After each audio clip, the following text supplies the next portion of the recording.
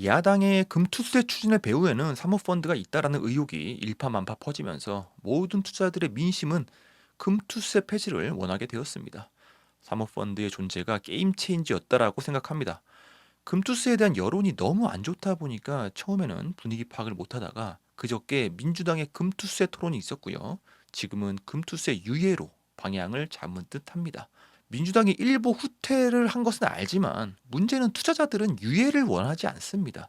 투자자들은 폐지를 원하고 있고 아마도 폐지를 결정할 수밖에 없을 거라고 생각을 하는 이유는 아무리 금투세로 인한 이해관계가 중요하다 하더라도 정당 자체가 돌이킬 수 없는 타격을 입을 수가 있는 것이기 때문에 폐지 외에 다른 방향은 생각할 수가 없다. 투자자들이 가장 분노하고 금투세를 극심하게 반대하는 이유는 바로 사모펀드 배우설 때문입니다.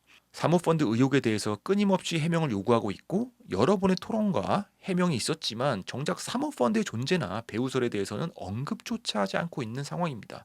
민주당의 금투세 토론에서도 사모펀드 이야기는 없었고요. 다만 한참 전에 금투세의 선봉장인 진성준 민주당 의원이 본인의 블로그에다가 사모펀드가 오히려 금투세를 반대하고 있다라며 사모펀드의 배우설을 일축시키려는 시도가 있기는 했었으나 오히려 더 큰 의혹과 확신을 남긴 채 부스럼만 냉격이었고 그 뒤로 사모펀드에 대해서는 완전히 입을 닫고 있는 상황이다. 진성준 의원이 말한 금투세를 반대하는 사모펀드는 주식형 사모펀드라는 특정한 형태로 전체 사모펀드의 3%밖에 안 됩니다. 의혹의 중심인 부동산형 사모펀드를 포함한 나머지 97%는 금투세 시행으로 인해서 세율이 낮아지는 거기 때문에 이 부분에 대한 추가 해명이 필요한 겁니다. 그러나 그 뒤로는 아무도 사모펀드의 사자도 꺼내지 않고 있는 것이고 의혹을 받고 있는 97%의 사모펀드가 내는 세금을 기존 그대로 종합소득세로 49.5%를 내게 하겠다라고 표명하면 되는 단순한 문제 같은데도 사모펀드의 세금 부분은 전혀 건드리지도 못하고 그냥 유예를 결정하는 걸로 미루어 투자자들 입장에서는 금투세가 사모펀드 세금을 줄여주기 위해서 추진하는 것이다 라고 생각하는 게 그런 의혹을 갖는 게 당연한 것이겠죠. 이 정도로 민심의 요동을 치는데도 끝까지 피한다면 의혹은 확신이 될 수밖에 없는 것이고 결국 유예가 아닌 폐지가 되어야 할 것이다. 사모펀드는 지난 문재인 정권 때 엄청나게 확장을 했습니다. 기사를 보시면 공모펀드는 고사 직전이라는 내용을 볼 수가 있고 선진국들은 사모펀드 시장이 아닌 공모펀드 시장이 튼튼하다라고 합니다. 하지만 유독 고액자산가들의 전유물인 사모펀드만이 활성되어 있는 것이고 이런 비정상적인 추세가 부자들의 돈벌이 수단을 넘어서 한국 사회에서 수많은 문제들을 야기시키고 있으며 그 정도가 너무나도 심각하기 때문에 심히 우려가 되는 상황이다. 최근 몇 년 사이에 사모펀드 관련 범죄가 급증을 했습니다. 대표적인 것이 온 국민의 치를 떨게 한 라임 옵티머스 펀드 사태가 있었고요. 이 문제가 금투세랑도 연결이 되는 부분이 있는데 바로 국회의원 및 공직자들도 연루가 되어 있다는 겁니다. 공직자들의 특혜 정황이 포착되면서 공직자 윤리의 심각성과 도덕적 해이의 현 주소를 확인할 수가 있는 것이고 금투세는 왜 폐지가 정답인지를 알려주는 사건이라는 겁니다. 사모펀드는 우량기업 인수에도 열을 올리고 있는데 돈 잘 버는 알짜 기업이나 저평가된 기업의 경영권을 인수한 뒤에 주식을 공개 매수하는 절차를 거쳐서 자진 상장 폐지를 시키는 기업 사장꾼의 본색을 드러내는 행태를 부림으로써 주주들의 피해 사례가 속출하고 있습니다. 가장 최근 사모펀드의 문제와 관련된 뉴스는 고려아연과 영풍의 경영권 싸움에 사모펀드가 끼어들어서 사회적인 문제로 부각이 된 사건입니다. 현재 진행형이고요. 내용을 보시면 간단하게 보면은 영풍과 고려아연은 75년간 동업을 해온 관계인데 창업주에서 세대 교체가 된 이후에 경영권 분쟁이 생긴 겁니다. 문제는 두 회사 중에 한 곳만 잘 나간다는 것이고 그 회사가 세계 1위 비철금속 재련 회사인 고려아연인 것이고 영풍은 상대적으로 성장이 부진했던 그런 입장이고요. 시총만 봐도 고려아연의 시총은 14조 6천억 원입니다.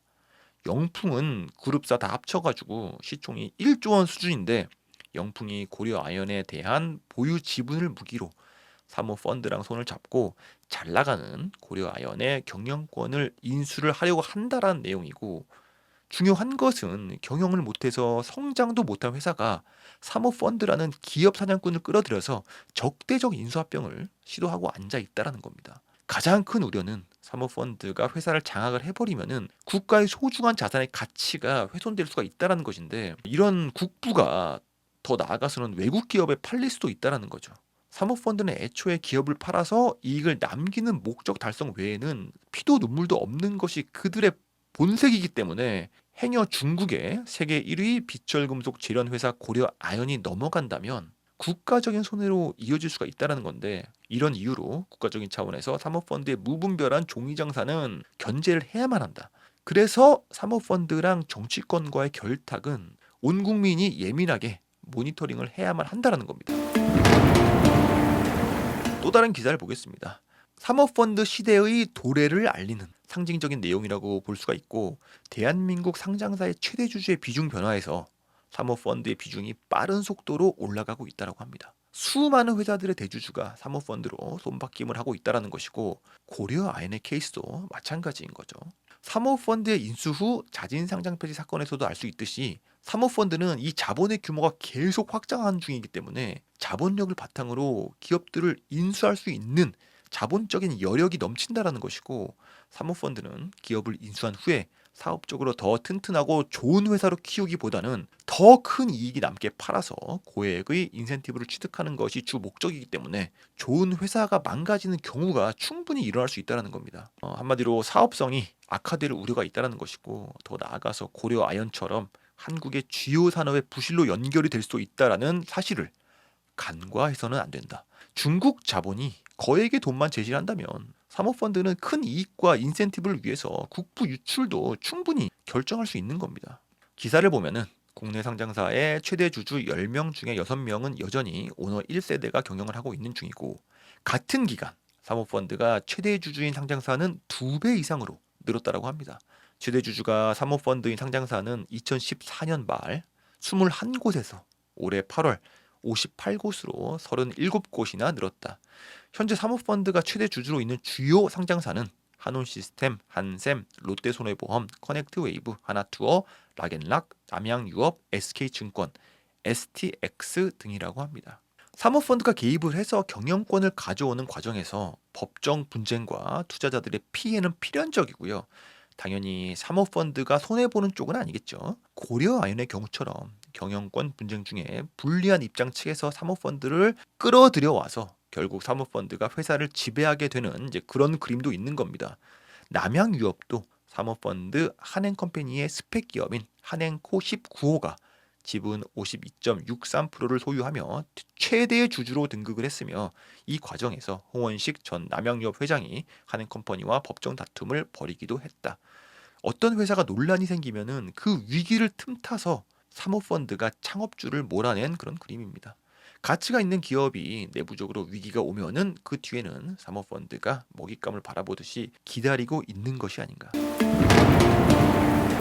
대표적인 사모펀드도 한번 보겠습니다. 약정액 기준으로 사모펀드의 순위를 보시면 1위가 한행컴퍼니로 약정액 약 10조 9,761억 원, 2위가 한국부자순위 1위인 마이클 병주킴이 창업한 MBK 파트너스가 10조 7,200억 원, 3위가 스틱 인베스트먼트로 6.2조 원, 4위가 IMM PE, 5위가 IMM 인베스트먼트.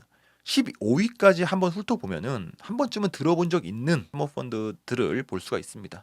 약정액이 곧 펀드 규모를 의미하는 것이기 때문에 일반적으로 규모가 큰 회사들이 연봉도 높고 보너스도 잘 준다라고 합니다. 탑 2가 MBK 파트너스와 한행컴퍼니인데, 축구로 치면은 레알 마드리드랑 맨체스터 유나이티드라고 볼 수가 있는 것이고, 한국 부자 1위가 창업한 MBK 파트너스는 대규모 레버리지드 바이아웃, 구조조정, 전략적 투자에 중점을 두고 있는 사모펀드이고, 주요 거래는 1조 원 투입 후 3조 원에 매각을 해서 2조 원의 차익을 낸 두산 공작기계, 구 ING 생명 인수, 현재는 오렌지 라이프죠, 홈플러스 인수 등 대규모 거래로 유명하고, 현재는 고려아연도 경영권 인수를 추진 중이고, 커넥트 웨이브를 인수한 후에 공개 매수를 통해서 상장 폐지시킨 곳도 바로 MBK 파트너스입니다. 한행컴퍼니는 한상원 님이 설립한 사모펀드고요. 중견기업 및 대기업에 중점을 둔 투자를 한다라고 합니다. 전략적 투자를 전문으로 하고 있고 대표적인 투자 사례는 현대오일뱅크, 한일시멘트, 현대로템 등이 있다. 위에서 언급한 남양유업 대주주가 되는 과정에서 법정 다툼을 벌였던 곳도 바로 한행컴퍼니이다.